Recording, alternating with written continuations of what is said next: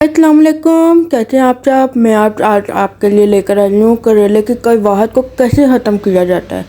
कहने को तो करेले बहुत ही बेस्ट सब्ज़ी है हम सब के लिए, स्पेशली दिल के मरीजों के लिए। तो अक्सर बच्चे और बड़े इस वजह से करेले नहीं खा पाते, तो इसमें कड़वाहट बहुत ज़्यादा होती है। तो आज मैं आसान तरीके से आपको एक एक तरीका एक एक स्टेप बताऊंगी जिससे करेले ऐसे बनेंगे तो अगला पहचान ही नहीं पाएगा जब बगैर कड़वाहट वाले करेले कैसे बन गए हैं। तो यहाँ पे मैंने ये करेले ताज़े ताज़े लिए हैं और इसको पीलर की मदद से मैं इसको छील लूँगी। पीलर हर घर में मौजूद होता है, तो आप के पास अगर पीलर मौजूद नहीं है तो इस वक्त आप छुरी की मदद से भी आप इसे छील सकते हैं ऊपर से। तो पीलर की मदद से जो होगा तो आसानी से आपका काम हो जाएगा। और छीलने के बाद मैं ये कट कर लूँगी और अंदर का सारा वो बीज निकाल दूँगी। इस बीज निकालने के लिए आपको किसी उंगली या अंगूठे की ज़रूरत नहीं है, आप चम्मच से जल्दी आसानी से निकाल सकते हैं। क्योंकि अगर हम अंगूठे या उंगली की मदद से करें तो हमारे जो उंगलियों में अंगूठे में दर्द शुरू हो जाती है। तो चम्मच से जल्दी आसानी से बिना किसी फते जोर लगाए आसानी से निकल जाता है। तो ये देखें हमारा ये करेला एक तैयार हो चुका है। इसी तरह मैंने सारे करेले तैयार कर लिए हैं। दूसरी तरफ मैं कटिंग कर लूँगी गोल गोल, जैसे आपको पसंद है वैसे आप कर सकते हैं। वैसे तो करेले गोल गोल ही बनते हैं।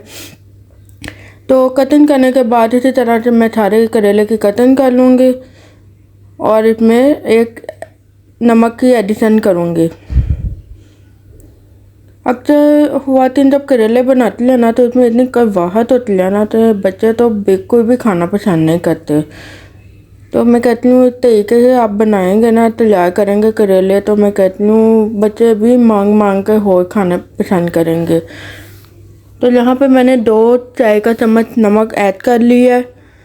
नमक ऐड करने के बाद इसे हल्के हल्के हाथों से मसल लूँगी। इससे जो होगा तो करेले आपके नरम हो जाएंगे और नमक भी सारा वो मेल्ट हो जाएगा आपका।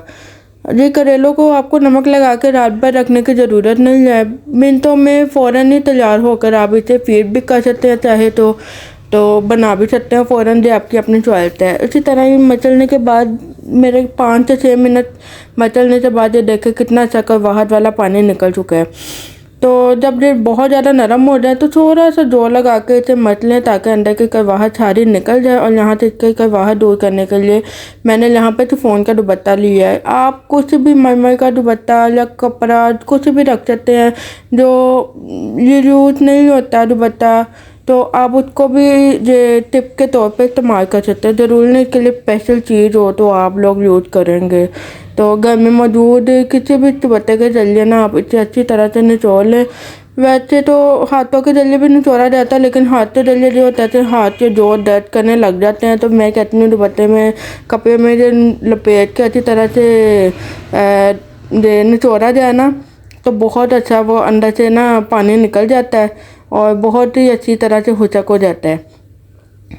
तो ये देखें हमारा कड़वाहट वाला पानी कितना निकल गया करेले के अंदर से, आसानी से निकल गया। तो दूसरी तरफ से ये पानी जाया कर देंगे और साथ में साफ़ पानी इसको भर लेंगे बॉल में। इसको फिर दोबारा साफ़ पानी में थोड़ा सा मस लेंगे और 2 से 3 दफ़ा तो आप ये अमल करेंगे, आपसे यकीन जाने अंदर से सारा कड़वाहटपन दूर हो जाएगा और करेले ऐसे बनेंगे जिससे आप बड़े से आप बच्चे भी मांग मांग के आपसे खाएंगे। तो उम्मीद करती हूँ आज की ये रेमेडी आपको पसंद आएगी। बहुत ही आसान तरीका है, बहुत ही ईजी तरीका है, इसे बनाना बहुत आसान है और ये कितना फ़ायदेमंद है आप लोग भी जानते हैं। ये गर्मियों का स्पेशल तोहफ़ा है करेला और कितनी बीमारियों से महफूज भी करता है, आप भी ज़्यादा बेहतर जानते हैं। तो ये देखें ये तीसरी दफ़ा ये अमल करने के बाद ये देखें पानी हमारा कितना तकरीबन साफ़ हो चुका है। तो ये आखिरी दफ़ा निचोड़ लेंगे और ये देखें हमारे करेले बिल्कुल तैयार हो चुके हैं। निचोड़ने के बाद बिल्कुल खुशक हो चुके हैं, कोई से दैनत के लिए सोने की ज़रूरत नहीं है। आप इसे जब चाहे मर्जी निकालें और फीड करें और पका भी सकते हैं फ़ौरन।